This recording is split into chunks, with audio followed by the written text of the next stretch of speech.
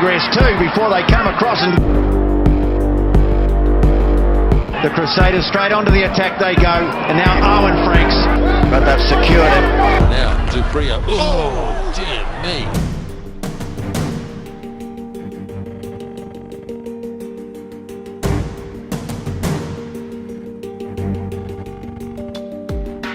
You look at the way that Franks comes in, that's legitimate. Someone to hand it to is him, Franks. Okay, he's going to have a run, but he runs into Franks. And they've done it for the first time in 24 years. The All Blacks are the world champions.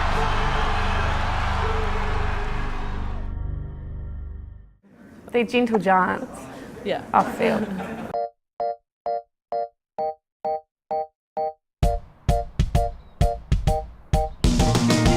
Breakfast meal, so it's meant to be an omelette, but it usually ends up kind of like a half omelette, scrambled egg sort of thing. My nutritionist writes out depending on how hard I'm training, we get sent a different nutrition plans at the moment.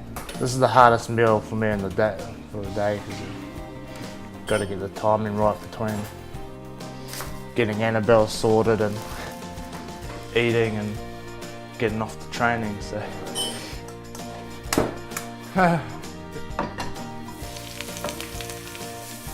It used to start out as an omelette, but then I got too impatient waiting for it to cook, so then I just, it's like some sort of weird scrambled eggs. Tastes the same though. Yeah. Should we just put the Vegemite straight on your face? Parkland, so this is on the east side of town, yeah, along the coastline, so sort of grown up around this area quite a bit. In Christchurch, in my rugby club, Linwood, it's just like about 10 minutes from here, so weights this morning, they get some lunch, weights again the Savo. So. It's league versus rugby as a host of stars battle it out in the Woodstock. But typically, yeah, I just try to keep my food pretty clean, don't try to eat a whole lot of processed stuff. I'm not too strict with my eating, I just keep it pretty simple. Shake I make, so I can drink during training or after. Just put a heap of fruit in it and some protein. Basically.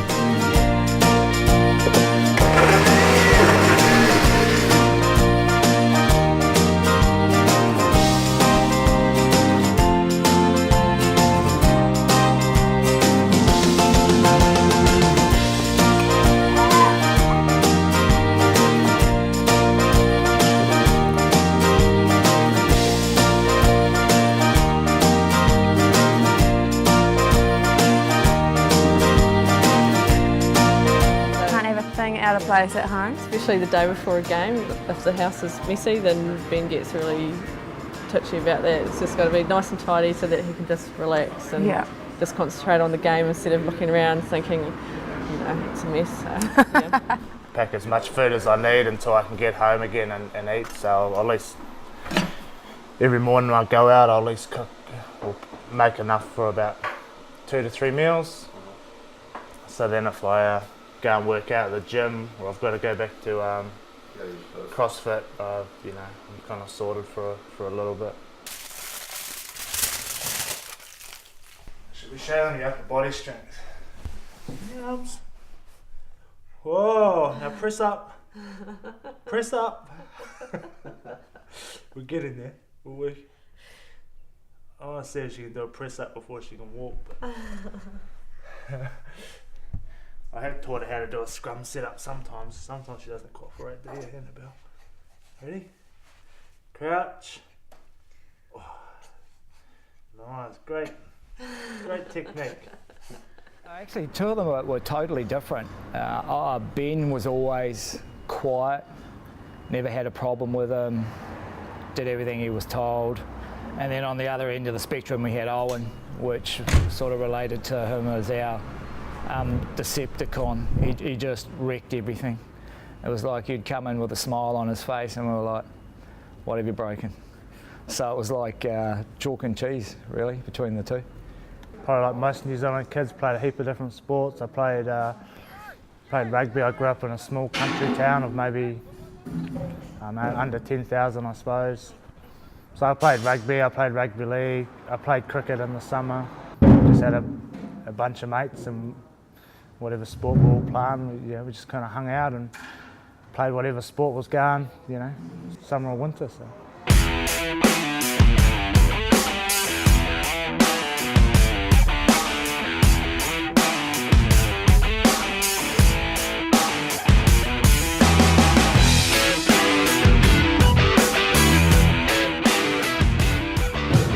Training front squats, go heavy, maybe up to a heavy 2 or even a single if I'm feeling good. And I'll drop the bar to the ground and clean, and that's the morning session done.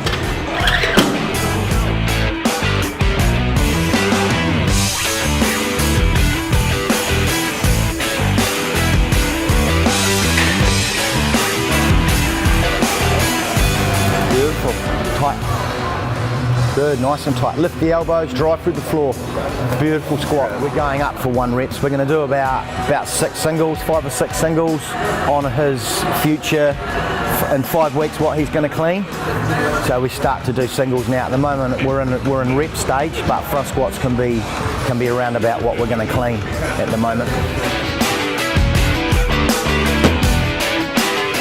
From a young age, we were always training down at the park and going for runs, and Dad had us doing all sorts of stuff. They started when they were 6, but it was Ben at 13 is when he first started to say he wanted to be a professional rugby player when he grew up.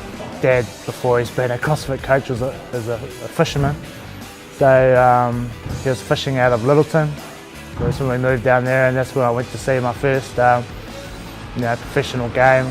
Canterbury was playing someone, and just got to finally see, geez, this is quite big time, and that's what I wanted to do. And I said to Dad, this is, I want to be a professional rugby player. Strong, speed, high. Upside, good, nice position, good stuff. I just remember always thinking about the All Blacks growing up, always thinking about how cool it would be to play for them.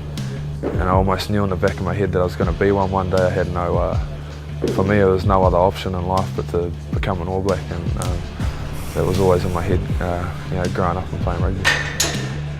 205, third PB of the week. It's the way to end a strength cycle.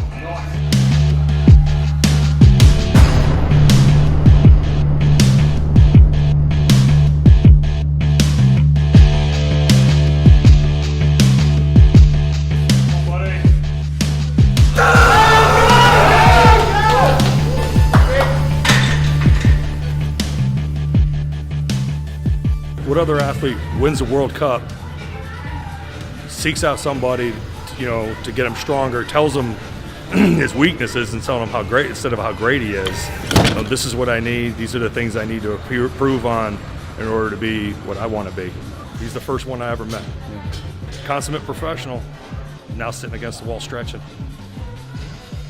Nice. And Dad said to me, if you want to do this, you got to take it seriously, and you have to put everything into it. So from there, really me and Dad together, we learnt together. Got training. Started Littleton where we were at the time was full of hills, so I was running hills. So I sat down with him and said to him, if you want to have a crack at it, then when everyone else is playing summer sports, whether it be over here cricket or baseball or whatever, then you'll be in the gym building yourself up, because you need to start weights now, so by the time you're 18 you're very mature and lifting. Everyone ripped me off, making fun of me that I was trialling for the top team and that I used to eat so much for lunch, but I was so small, and why do you do all this training, you're not very good. But I guess I was pretty stubborn, and Dad sort of keep brainwashing me that I was going to come through and I was going to be an All Blacks. A lot of Kiwi kids are just gifted with the skills it takes to be a rugby player, just naturally can pass the ball and stuff like that. I didn't have those natural gifts, but I suppose maybe my natural gift is that I've always been able to work hard and figure things out. So from an early age, I need to get bigger. So I worked at that, and then I remember when I made my school's first 15 team, I was out in the back line, and I remember the coach yelling at me, you know, Ben, get out of there, you know, you're good at hitting rucks, you can't pass the ball, get back into the... So I mean, I spent the whole summer just practicing how to pass the ball.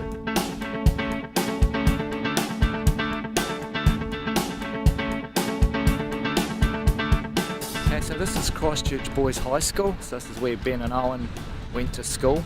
But it's within New Zealand, it's a very famous school for producing All Blacks. I think the most amount of All Blacks have come out of this school, so quite a few parents try to get their sons to come to the school. Ben went here for a couple of years, and they actually said to him, you're going to be too little to be a prop. So he got annoyed with that, and we went to another school up the road where they said, come here and you can be a prop here. And then, so from that, so it just goes to show if you're a young person, don't necessarily listen to maybe what certain people tell you all the time you can and can't do. It's you keep training and do what you want. So when you first become a All Black, you get given a cap with your All Black number on it. It's just a tradition going back from when it first started, so it's called getting your cap.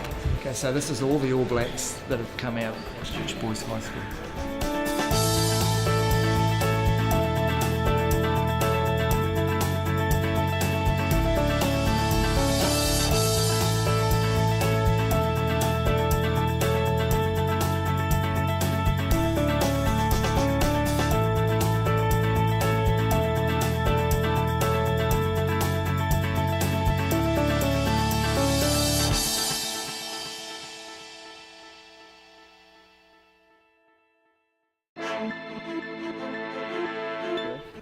We're training agility, dynamic speed, and then we're going to do is a wee bit of skills at the end. Let's get into here and go forward. Nice strong stance, so we go any way. And we've got to push back, boys, we're in the shit. Bang! Step, back step, watch that back step, make it short. Strong stance indeed, we're going to whack it, we're going to whack it. Up, up. Hands up. Yeah, nice position, piece. Yeah, I've been involved with Owen and Ben now for 4 to 5 years, starting young through the club, and then still involved now obviously with their training capacity and their fundamental skills, even now with the All Blacks. Back quick. Up, go piece, patter, strong stance. One change. Highly competitive. They're both seeking to be great, and in some regards they're trying to claim the same position. They work for each other and with each other, but at the end of the day, it can come down to the coach's call on one or the other. They do help each other, but it's a business, and at the end of the day, one of them will get picked and one may not.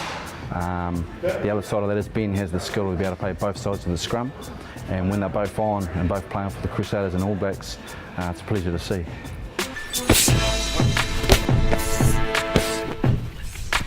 Bang!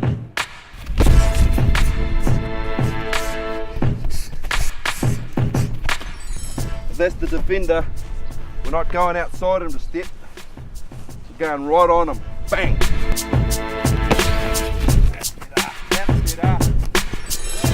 Everything that they do on the fields has been purposed to get there. Go! Nice feet. Pop out of it, please. Pop out of it. Get right on it. So they've trained it off the field. They seek that dominance off the field to put onto the field. So it's no fluke, it's habits. They've both got good habits, and they apply that out into the field. Go!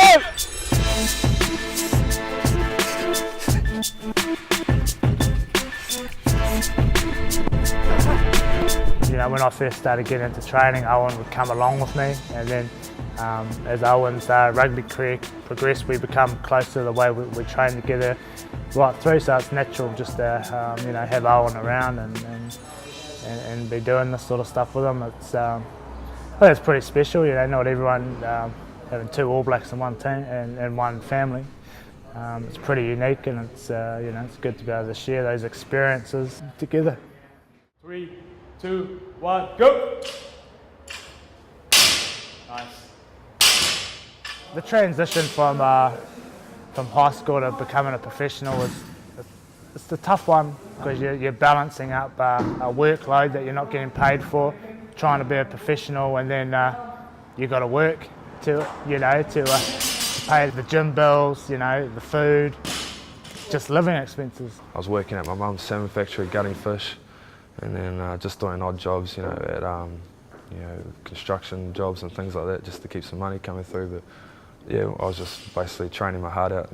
I worked heaps of jobs, a lot of labouring jobs, pouring concrete, cleaned diesel tanks on fishing trawlers, worked for my rugby club, just whatever I could do, and whoever the boss was, who was understanding enough to be flexible. So I was really sort of struggling. I was training a lot and didn't have much money coming through. I remember the week before I got my first full-time contract, I went to cash converters and pretty much traded half my room, my TV and stereo and that, just so I could buy groceries and that. Well, lucky for me, one of the props got injured and I was called into the squad. When I first made the Crusaders in 2006, I signed my first contract and I've been a professional ever since then. It just allowed me to do everything I wanted to do, train, be the best I could possibly be, eat all the right food that I wanted to eat.